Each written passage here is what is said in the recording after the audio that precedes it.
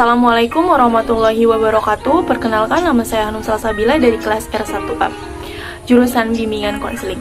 Baik, di sini saya akan menjelaskan bagaimana cara mengatasi kecemasan berlebihan. Mungkin sebagian orang pernah merasakan apa itu kecemasan berlebihan, seperti sedang ujian interview kerja atau saat mau mengikuti lomba, atau merasa cemas ketika tidak mengetahui kabar dari orang terdekat. Nah, di sini saya akan menjelaskan terlebih dahulu apa saja penyebab terjadinya kecemasan berlebihan, dan saya akan memberikan cuplikan untuk penyebab terjadinya kecemasan berlebihan, dan ini adalah cuplikannya.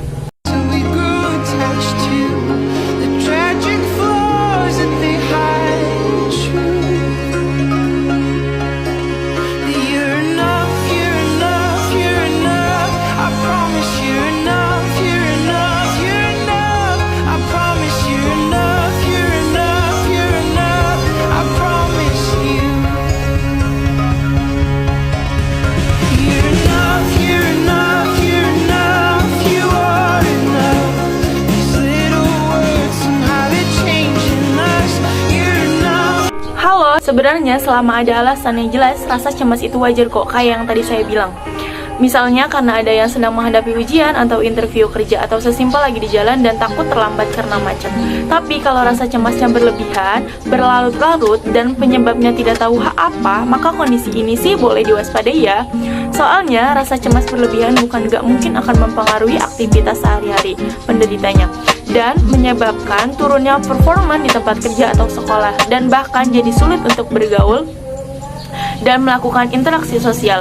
Apalagi kalau hal itu udah terjadi berulang-ulang kali. Biasanya seseorang mengalami kecemasan berlebihan ini juga berisiko mengalami beberapa gejala lainnya, seperti diri sendiri mudah tersinggung atau juga gelisah, ragu-ragu, dan sulit berkonsentrasi di beberapa kasus kecemasan. Berlebih ini juga bisa menimbulkan gejala fisik loh, seperti sakit kepala, tubuh terasa lelah, dan muncul gangguan tidur. Coba kamu ingat, pernah mengalami hal kayak gini tidak? Kalau iya, terus bingung apa penyebabnya, tenang, akan saya coba jelaskan karena penyebabnya bisa berbeda-beda banyak orang. Jadi, rasa cemas berlebihan itu sebenarnya bisa disebabkan oleh beberapa jenis gangguan kecemasan. Biar lebih gampang, saya akan mencoba menjelaskan satu-satu ya. Baik, yang pertama ada gangguan kecemasan umum. Kondisi ini sebenarnya bisa dialami oleh siapa saja, tapi memang gangguan ini lebih sering ditemui oleh orang dewasa yang berusia lebih dari 30 tahun. Biasanya orang yang mengalami gangguan kecemasan umum ini dapat merasa cemas, khawatir, bahkan cenderung memikirkan hal-hal buruk serta negatif kapanpun dan dimanapun. Meski nggak ada faktor pemicu kecemasan yang jelas, terus penderita gangguan kecemasan umum juga bisa merasakan keluhan dan gejala lain, termasuk sulit berkonsentrasi, sulit tidur, dan jantung berdebar di beberapa kasus yang mengalami kondisi ini. Juga biasa merasakan gejala berupa kaku otot, mudah lelah, dan keringat dingin. Dan penyebab gangguan yang kedua, yaitu gangguan serangan panik. Ini umumnya ditandai dengan munculnya rasa takut, cemas, dan gelisah berlebihan yang muncul tiba-tiba dengan durasi 5-10 menit. Meski munculnya mendadak, serangan panik ini biasanya lebih mudah muncul ketika adanya stres atau adanya perubahan lingkungan yang terjadi secara tiba-tiba, misalnya dari sepi menjadi ramai atau turbulensi pesawat. Nah, saat mengalami serangan panik, penderitanya juga bisa merasakan gejala lainnya seperti sesak napas, nyeri dan mual, gemetar, denyut jantung cepat, otot tegang dan pusing. Beberapa orang bahkan bisa sampai pingsan loh. Saat mengalami serangan panik, ini karena sensasi yang benar-benar gak nyaman saat munculnya serangan panik. Seseorang dengan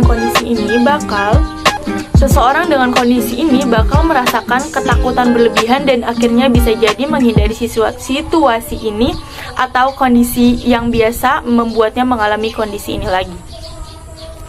Dan gangguan yang ketiga, yaitu ada gangguan stres pasca trauma. Untuk penyebab yang ketiga ini, rasa cemas berlebihan yang muncul sebenarnya disebabkan oleh adanya peristiwa yang menimbulkan trauma mendalam, contohnya bullying, ditinggal orang terkasih, atau mengalami kekerasan seksual atau KDRT. Makanya kondisi ini disebut gangguan stres pasca trauma. Nah, saat mengalami PTSD, rasa cemas yang berlebihan ini juga bisa disertai dengan munculnya gejala lain, yaitu yang pertama, munculnya mimpi buruk yang sering terjadi berulang kali, kecenderungan untuk mengelak saat diingatkan dengan peristiwa yang membuatnya trauma, dan hilangnya minat pada aktivitas yang dulunya sangat disukai pada beberapa orang PTSD. Ini bahkan bisa disertai munculnya gangguan emosi loh, seperti mudah marah dan sulit berkonsentrasi. Oke, lanjut ke penyebab kecemasan berlebihan yang keempat. Dan gangguan kecemasan yang keempat, ada gangguan obsesif kompulsif. Kamu pernah melihat orang yang berulang kali mencuci tangan gak? Atau bolak-balik memastikan satu kamar atau rumah sudah benar-benar terkunci? Atau belum? Loh, emang apa salahnya mencuci tangan berulang kali? Bukannya bagus ya menjadi bersih? Well, memang benar kita harus rajin mencuci tangan supaya tangan kita selalu terjaga kebersihannya, apalagi di masa pandemi COVID-19.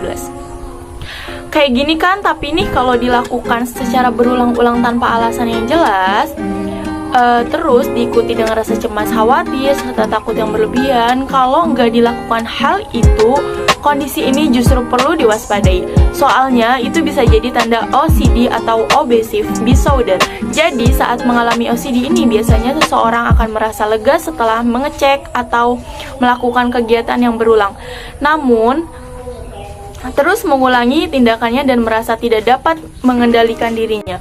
Kemudian karena terus melakukan kegiatan yang berulang ini, akhirnya akan kehidupan kita sehari-hari juga akan menjadi terganggu, dan jarang juga nih penderita OCD akhirnya merasa depresi karena nggak bisa mengendalikan perilaku berulang tersebut. Makanya kalau kamu melihat orang sekitarmu atau mungkin kamu sendiri mengalami perilaku ini, jangan tinggal diam ya, apalagi menyepelekannya. Ada baiknya diperiksa ke dokter untuk memastikan apakah benar kamu mengalami OCD atau enggak. Jadi intinya kondisi ini bisa ditangani dengan cepat. Oke, sekarang kita masuk ke penyebab terakhir ya. Oke, penyebab terakhir yaitu ada gangguan fobia. Saya yakin kamu pasti sudah pernah mendengar istilah fobia, kayak fobia serangga, fobia darah, atau fobia ruang sempit. Tapi, biar pemahaman kita sama, saya akan coba sedikit menjelaskan lagi. Yang jadi fobia adalah rasa takut atau cemas berlebihan terhadap objek atau fungsi-fungsi tertentu, seperti ular, darah, ketinggian, ruang sempit, atau bahkan situasi sosial. Nggak jarang gejala fobia merupakan rasa cemas atau takut. Ini bisa muncul saat penderita cuma memikirkan objek atau kondisi tersebut aja. Nah, saat mengalami fobia dan perasaan cemas takut berlebihan, penderitanya juga bisa mengalami gejala lain-lain nih, seperti jantung berdebar, sesak napas, kebingungan, pusing, dan tubuh gemetar pada beberapa kasus penderitanya juga. Bisa loh mengalami gejala berupa leher terasa tercekik dan sulit berbicara dengan jelas. Terus untuk mengatasinya harus bagaimana nih? Well, untuk menanganinya nggak bisa sendiri, perlu bantuan tenaga ahli. Baik, seperti psikolog atau psikiater, ini nggak cuma berlaku untuk kecemasan berlebihan yang disebabkan oleh fobia aja ya, tapi juga yang disebabkan oleh hal-hal lain yang tadi saya sudah jelaskan. Ingat nih, saat nanti kamu berkonsultasi dengan psikolog atau psikiater, jangan ragu untuk menceritakan hal yang kamu sedang rasakan ya, soalnya informasi yang kamu berikan merupakan kunci penting untuk menentukan penanganan yang tepat. Nah, salah satu pilihan metode yang bisa dilakukan untuk menangani kecemasan yang kamu alami dengan psikoterapi. Tapi jika diperlukan, psikolog atau psikiater juga bisa memberikan kamu obat-obatan untuk membantu kamu mengendalikan gejala dan keluhan yang ada. Dan di sini saya akan mencoba beberapa tips yang saya berikan untuk mengendalikan kecemasan berlebihan yang kamu alami. Baik, tips yang pertama, ceritakan ke orang terdekat. Cobalah untuk bercerita ke orang terdekat kamu, misalnya ke keluarga atau temanmu mengenai perasaan atau masalah yang sedang kamu hadapi. Cara ini diyakini bisa membantumu merasa lebih kuat untuk menghadapi gangguan kecemasan yang kamu alami. Dan yang kedua, tetap upayakan pola hidup dan coping mekanisme yang sehat. Artinya jangan sampai kamu terjerumus ke dalam kecanduan alkohol atau penyalahgunaan obat-obatan ya. Baik, yang ketiga, aturlah pola tidur dengan baik sehingga waktu istirahat itu tercukupi, yaitu selama 7-9 jam setiap malamnya. Dan tip yang terakhir, rutin olahraga 30 menit per hari atau setara dengan 150 menit per minggu. Pilihlah olahraganya beragam dan tidak harus yang berat-berat kok. Jalan santai atau sekedar bersepeda juga nggak apa-apa. Yang penting kamu suka dan sesuai dengan kemampuanmu. Olahraga yang teratur dan tidur yang cukup sangat berperan penting untuk menjaga kestabilan suasana hati loh. Walau memang terasa berat, yakinlah bahwa gangguan kecemasan yang kamu alami bisa diatasi dengan penanganan yang tepat. Jadi jangan ragu untuk bersegera berkonsultasi dengan psikolog atau psikiater ya. Oke deh, sampai sini aja informasi yang saya sampaikan di video ini. Semoga bermanfaat ya. Wassalamualaikum warahmatullahi wabarakatuh.